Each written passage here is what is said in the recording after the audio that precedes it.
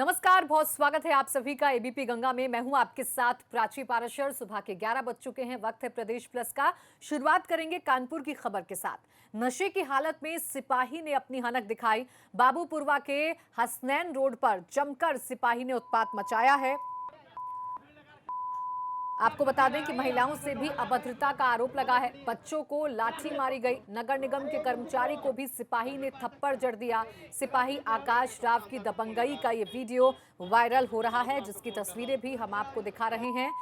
एक सिपाही जो कि नशे की हालत में था और नशे की हालत में खाकी का सुरूर उसके सर पर किस तरीके से चढ़कर बोल रहा है, वो आप तस्वीरों में देख सकते हैं। दो तस्वीरों के जरिए हम आपको दिखाने की कोशिश कर रहे हैं। पहली तस्वीर जहां पर पब्लिक के साथ नशे में धुत सिपाही ने अभद्रता की और उसके बाद फिर दबंगई भी दिखाई है सिपाही ने। नगर निगम के कर्मचारी को सिपाही ने थप्पड़ जड़ दिया। महिलाओं से अभद्रता का आरोप लगा है। बच्चों को भी लाठी मारी है। सिपाही आकाश राव की दबंगई कैमरे में कैद हो गई। आप देखिए, पूरी भीड़ इकट्ठा है और उस भीड़ में भी ये सिपाही अपना रसूख दिखा रहा है, अपनी हनक दिखा रहा है। बताया जा रहा है कि ये सिपाही नशे में धुत था और यही नशा उसके सर पर चढ़कर बोल रहा था। यही वजह है कि वो भूल गया कि पब्लिक के बीच में उसे कैसे व्यवहार करना है। और अगली खबर प्रतापगढ़ से है, जहां सरकारी अस्पताल की संवेदनहीनता उजागर हो गई। डिलीवरी के लिए अस्पताल पहुंची प्रसूता को डॉक्टर ने भगा दिया। अस्पताल गेट पर इलाज के अभावों में घंटों प्रसूता तड़पती रही। परिजनों ने डॉक्टर और स्टाफ पर प्रसूता को भर्ती न करने का गंभीर आरोप लगाया है। मीडिया कर्मियों के पहुंचने पर प्रसूता को अस्पताल में भर्ती करवा दिया गया। ये देखिए, हम तस्वीरें आपको दिखा रहे हैं और ये वाकई में संवेदनहीनता है, दम तोड़ती स्वास्थ्य व्यवस्थाएं हैं। क्योंकि एक प्रसूता जो कि प्रसव पीड़ा से जूझ रही है, अस्पताल पहुंचती है, लेकिन डॉक्टर की संवेदनहीनता देखिए कि उसे उसके इस दर्द में अस्पताल में भर्ती नहीं किया जाता, बल्कि उसे वहां से भगा दिया जाता है। अस्पताल के गेट पर घंटों ये प्रसूता जो है तड़पती रहती है, दर्द में चिल्लाती रहती है, लेकिन डॉक्टर का दिल नहीं पसीजता। हालांकि जब ये तस्वीरें मीडिया में आई, जब इन तस्वीरों को मीडिया ने उठाया, तब जाकर अस्पताल में महिला को भर्ती किया गया है।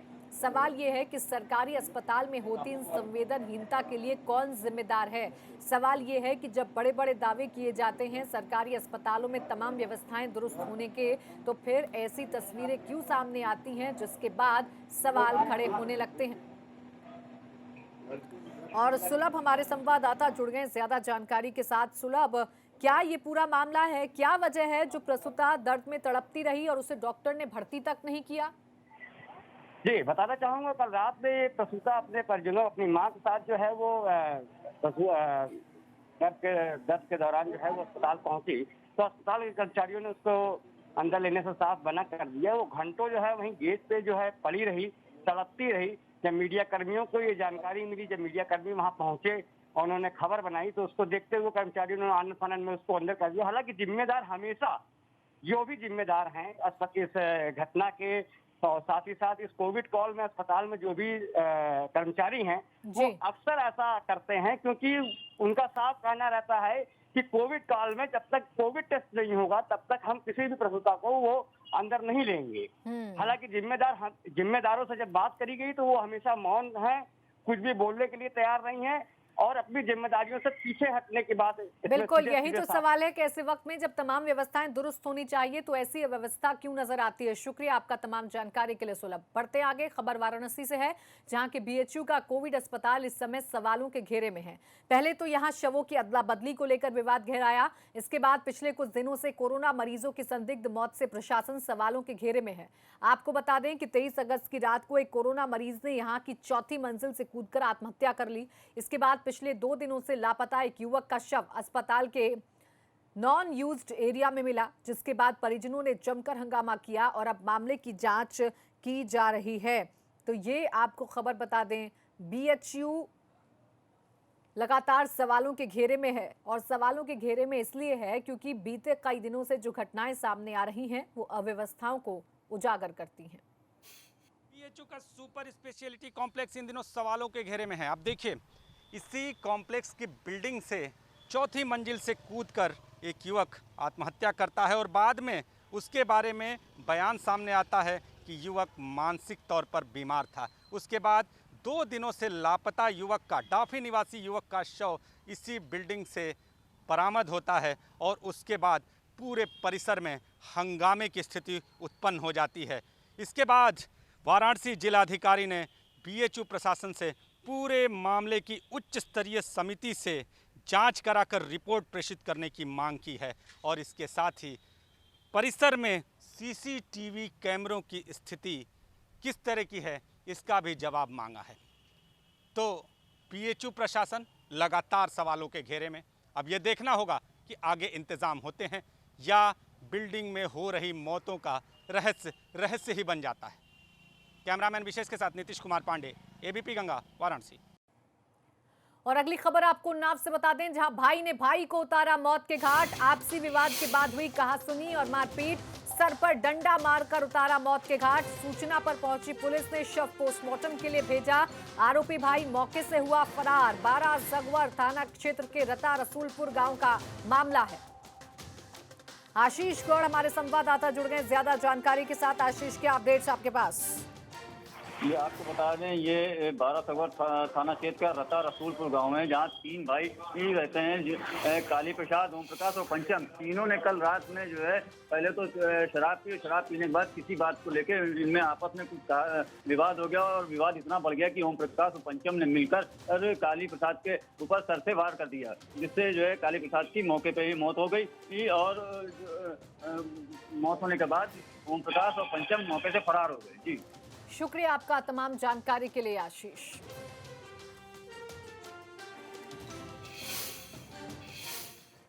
और अगली खबर कानपुर से, जहां पुलिस लाइन की बैरक की छत गिरने से 3 सिपाही घायल हो गए, जबकि एक शख्स की मौत हो गई।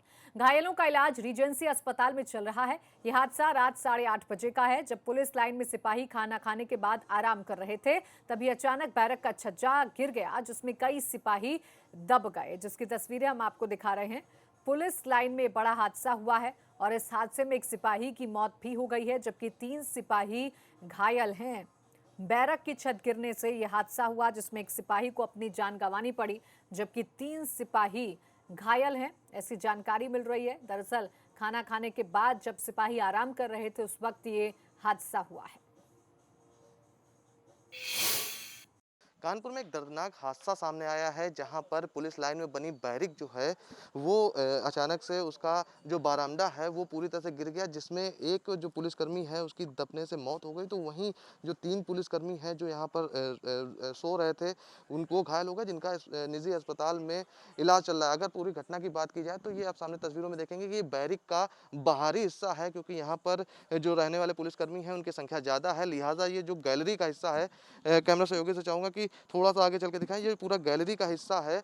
ये यहाँ पर काफ़ी जो पुलिसकर्मी हैं वो यहाँ पर रुकते हैं और छत देखेंगे, जो पूरा का पूरी ये छत है, ये जो है वो अचानक से गिर जाती है। बताया ये जा रहा है कि जिस समय ये पूरा हादसा हुआ है, लगभग 10 जो पुलिसकर्मी हैं वो यहाँ गैलरी में लेटे हुए थे और उसी समय ये छत गिरती है। जैसे ही छत गिरती है उसके बाद रेस्क्यू ऑपरेशन शुरू किया जाता है और लोगों को बाहर निकालने का काम किया जाता है। फिलहाल रेस्क्यू ऑपरेशन खत्म हो गया है और लेकिन तस्वीरें जो हैं वो दिल दहला देने वाली है, क्योंकि यहाँ पर जितने भी पुलिसकर्मी रहते थे उनका जो सामान है वो देखकर आप अंदाजा लगा सकते हैं कि कितना बड़ा हादसा है। क्योंकि जिस तरह से यहाँ पर जो बैरक है, यहाँ पर जो लोग हैं वो बरामदे में भी रहते थे, तो उनके सामान जो हैं, चाहे वो बेड हो, उनके बकस हो, होल्डाल हो, तो वहीं एक आपको दूसरी तरफ दिखाएंगे तो यहाँ पर एक बाइक जो है वो भी खड़ी हुई थी, वो मलबे में दबी है और वो भी पूरी तरह से क्षतिग्रस्त हो गई है। तो यहाँ पर भी आप सामान जो देख रहे हैं कि सब सामान जो है वो अस्त व्यस्त पड़ा हुआ है। एक बड़ा हादसा जो है कहा जाए टला ज़रूर है, लेकिन फिर भी एक पुलिसकर्मी की मौत हुई है पूरी घटना में और वहीं 3 जो पुलिसकर्मी हैं वो घायल हैं, जिनका इलाज अभी प्राइवेट हॉस्पिटल में चल रहा है। फिलहाल जो तस्वीरें उससे आप अंदाजा लगा सकते हैं कि पूरा जो ये बैरक के बाहरी बरामदे का हिस्सा है, जिसमें कई पुलिसकर्मी जो हैं वो रहते थे, वो पूरी छत है वो गिरी है। फिलहाल प्रथम दृष्टया देखने से काफ़ी पुरानी जो ये बिल्डिंग है वो व्यतीत हो रही है, लिहाजा जो लगातार बारिश हो रही है उसकी वजह से ही ये पूरा हादसा हुआ। हालांकि अधिकारी जो हैं वो जांच करने की बात कर रहे हैं, लेकिन जिस तरह से पूरी घटना हुई है उसने कहीं ना कहीं एक बड़ा सवाल भी है कि आखिरकार जो पुलिसकर्मी हैं, जो दिन रात मेहनत करते हैं, वो किस तरह की बिल्डिंगों में रह रहे हैं, ये भी एक सवाल खड़ा होता है। फिलहाल जो रेस्क्यू है वो पूरी तरह से खत्म हो गया है। 3 जो पुलिसकर्मी हैं वो घायल है, जिनका इलाज चल रहा है, और वहीं एक पुलिसकर्मी की मौत हो गई है। वीडियो जर्नलिस्ट अंकित के साथ प्रभात अवस्थी, एबीपी गंगा, कानपुर। और एटा में सरकारी स्वास्थ्य विभाग पीएचसी अवागढ़ के चिकित्सा अधिकारी की कार्यप्रणाली और भ्रष्टाचार और दुर्व्यवहार से पीड़ित चल रहे पीएचसी पर कार्यरत डॉक्टर्स, नर्सों और अन्य चिकित्सकों ने एटा के मुख्य चिकित्सा अधिकारी को सामूहिक त्यागपत्र दे दिया। कोरोना काल में इतने सारे स्वास्थ्य विभाग के डॉक्टर, नर्सों और अन्य स्वास्थ्य कर्मियों के सामूहिक इस्तीफे से स्वास्थ्य विभाग में हड़कंप मच गया। बाद में एटा के सीएमओ ने सभी के इस्तीफे अस्वीकार करते हुए आरोपी चिकित्सा अधिकारी अवागढ़ के खिलाफ 3 सदस्यीय जांच कमेटी गठित की है। उन्होंने कहा है कि डॉक्टर्स की सभी समस्याओं का समाधान किया जाएगा।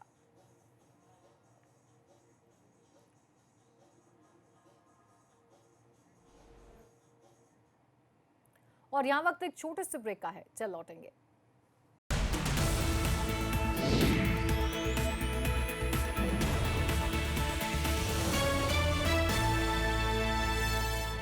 ब्रेक के बाद स्वागत है आपका। और अब खबर गोंडा से, जहां घाघरी नदी का जलस्तर काफी हद तक कम हुआ है, लेकिन लोगों की परेशानियां कम नहीं हो रही हैं। पिछले करीब 1 महीने से गोंडा के कई गांव बाढ़ में डूबे हैं। खेतों में लगी फसल बर्बाद हो चुकी है। लोग अपना घर छोड़कर ऊंचे स्थान या बांध पर रहने को मजबूर हैं। लोगों को पीने के पानी की समस्या हो रही है। अभी भी करीब 5000 की आबादी बाढ़ से परेशान है। वहीं पूरे मामले पर जिला अधिकारी डॉक्टर नितिन बंसल का कहना है कि कर्नलगंज क्षेत्र में बाढ़ प्रभावित लोगों को राहत किट सहित अन्य जरूरी सामान मुहैया करवाया जा रहा है और पीने के पानी के लिए टैंकर लगवा दिए गए हैं।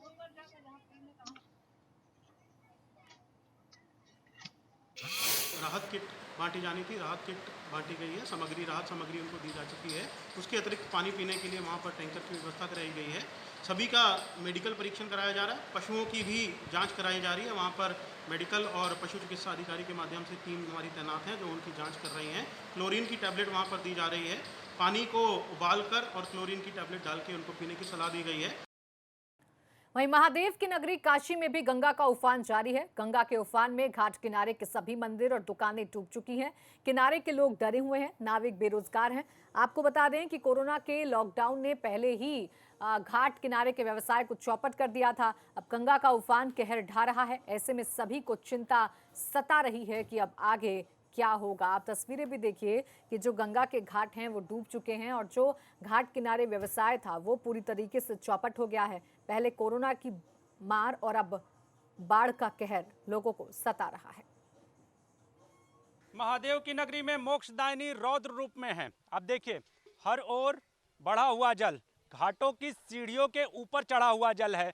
जो मंदिर हैं वो जलमग्न हैं, सीढ़ियां जल में विलीन हैं और सब कुछ यूं लगता है कि जलागोश हो चुका है। जो किनारे के वासी हैं वो डरे हुए हैं। घाट किनारे के जो पुरोहित हैं वो भी पूरी तरह से रोजगार से वंचित हो चुके हैं और ऐसे में प्रशासन की ओर देख रहे हैं कि शायद मदद उन्हें कहीं से मिल जाए। हालांकि प्रशासन दावे तमाम कर रहा है, लेकिन जमीन पर दावे शून्य दिखाई दे रहे हैं।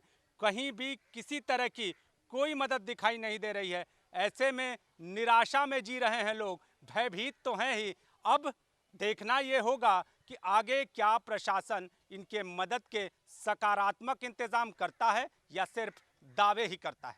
कैमरामैन विशेष के साथ नीतीश कुमार पांडे, एबीपी गंगा, वाराणसी। तो बाढ़ से हालात सुधरने का नाम नहीं ले रहे हैं। वाराणसी में गंगा में आया उफान लोगों में दहशत फैला रहा है। वहीं मथुरा में भी यमुना की धारा लोगों की मुश्किलें बढ़ा रही है। इस हाल में सबसे ज्यादा परेशान किसान हैं।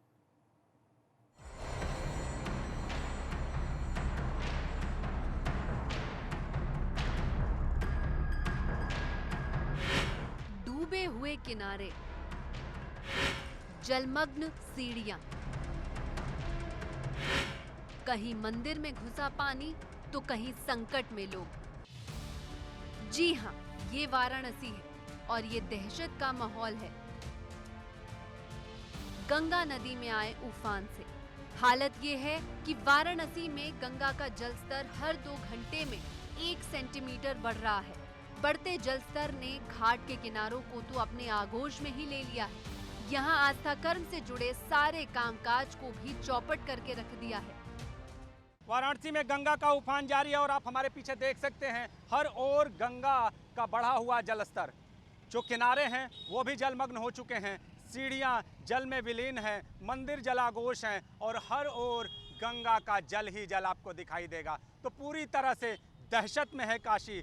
हर 2 घंटे में 1 सेंटीमीटर जलस्तर बढ़ रहा है और बढ़ता हुआ जलस्तर लोगों के रोजगार को प्रभावित कर रहा है। घाट के पुरोहित हों, नाविक हों या किनारे के व्यवसायी हों, सब कुछ इस वक्त इस चढ़े हुए जल स्तर से जल में एकदम से समाया सा लग रहा है। हर कोई बेरोजगार हो चुका है और प्रशासन की तरफ उम्मीद लगाए है। उधर मथुरा में भी यमुना का जलस्तर लगातार बढ़ता जा रहा है। खादर के इलाकों में किसानों की खेती खतरे में पहुंच गई है। किसान भी परेशान हैं। अगर थोड़ा सा भी जलस्तर और बढ़ता है तो उनकी फसलें पूरी तरह जलमग्न हो जाएंगी। यहाँ वृंदावन के केसी घाट, भ्रमण घाट और आरती घाट की सीढ़ियाँ टूटने लगी हैं। पहाड़ी इलाकों में हुई बारिश के कारण मथुरा में भी यमुना का जलस्तर बढ़ने लगा है। यमुना के किनारे बने घाटों की सीढ़ियाँ भी यमुना के पानी में समाने लगी हैं। मथुरा में यमुना रौद्र रूप धारण करने लगी है। अगर इसी तरह यमुना का जलस्तर बढ़ता रहा तो नौजील और माट क्षेत्र के किसानों के सामने परेशानी खड़ी हो सकती है। उनकी फसलों में पानी जा सकता है। वहीं मुरादाबाद में रामगंगा नदी का जलस्तर बढ़ने से पानी आबादी वाले इलाके में घुसना शुरू हो गया है। निचले इलाकों की कॉलोनियों में रहने वाले लोगों की चिंता बढ़ गई है। नदी का पानी शहर की तरफ बढ़ता देख लोग अपने घरों के बाहर दिखाई दे रहे हैं। 4-5 दिन हो गए परेशानी में है। 4 तरफ से रास्ता बंद है हमारी। पानी में उतर के अपने खाने पीने का साधन लेने जा रहे हैं। कौन है साधन देने वाला? भी हम ही है, हम ही जाएंगे पानी में उतर के। उधर गोंडा में घाघरा नदी का जलस्तर कुछ दिनों से घटा है, लेकिन लोगों की दुश्वारियां कम होने का नाम ही नहीं ले रही है। प्राथमिक विद्यालय भी बाढ़ की चपेट में है। स्कूल परिसर पूरा पानी से भरा हुआ है। करीब 1 दर्जन गांव बाढ़ की चपेट में है। खेतों में लगी फसलें भी चौपट हो रही हैं। प्रशासन का दावा है लगातार बाढ़ पीड़ितों को राशन किट, पशुओं के लिए चारा और भूसा बांटे जा रहे हैं। कोई मदद मिली सरकार से? मदद नहीं। तो इस समय कहाँ रह रहे हैं आप लोग? यही सड़क पर रह रहे हैं। क्या करते हैं? यही सड़क पर रहते, पैर पात ला के भींज के खिलाते हैं। राशन पानी गल्ला सब भींज गया। कोई मदद नहीं, कोई सुनवाई नहीं। पहाड़ों पर लगातार हो रही बारिश के कारण कन्नौज जिले से गुजरने वाली काली और गंगा नदी का जलस्तर बढ़ने से दर्जनों गांव की मुश्किलें बढ़ गई हैं। गंगा का पानी खतरे के निशान से महज 3 सेंटीमीटर नीचे रह गया है। बाढ़ आपदा राहत टीम इन गांवों का जायजा ले रही है। आपदा टीमों को अलर्ट मोड पर रहने के लिए निर्देश दिए गए हैं। Bureau report, ABP Ganga. और एक छोटे से ब्रेक के लिए रुक रहे हैं, जल्द लौटेंगे।